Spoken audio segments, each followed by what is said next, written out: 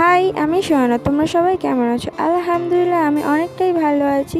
আজকে আসবে আমার নানিমারা। হ্যাঁ, আজকে আসবে আমার নানিমারা। তাই আমি সকাল সকাল উঠেই অনেক কাজকাম শুরু করে দিয়েছি। আজকে একটু সকাল সকালে উঠেছিলাম, উঠেই শুনতে পেলাম মার মুখ থেকে যে আজকে আসবে নানিমারা। তো আমি সকাল সকাল উঠেই অনেক কাজকাম শুরু করে দিয়েছি। আজকে আসবে আমার নানিমা, মাসি, মামি, আমার দিদি, আমার মামাতো বোনেরা অনেকেই আসবে, কারণ আমার আব্বুর অনেক শরীর খারাপ। আমার আব্বুকে একটু দেখতে আসবে। তো তোমরা সবাই দোয়া করো আমার আব্বুর জন্য। আমার আব্বু যেন তাড়াতাড়ি সুস্থ হয়ে যায়, ভালো হয়ে যায়, যেন সবসময় ভালো থাকতে পারে। তো আজকে আমার নানিমার আজ বলে আমি এই পর্দা লাগাচ্ছিল ঘরে। দেখো, অনেক একটা নতুন লুক চলে এসছে পর্দা লাগানোর পরে। তো আমি সকালে কিছু খাইনি, কাজ কাম করছিলাম বলে। তো তারপরে আমি আগে রস খেয়ে নিলাম, মা আমাকে আইসক্রিম এনে দিয়েছিল, ওগুলো আমি খাচ্ছিলাম। তো দেখা হচ্ছে পার্ট 2 ব্লগে। তো চলো, টাটা।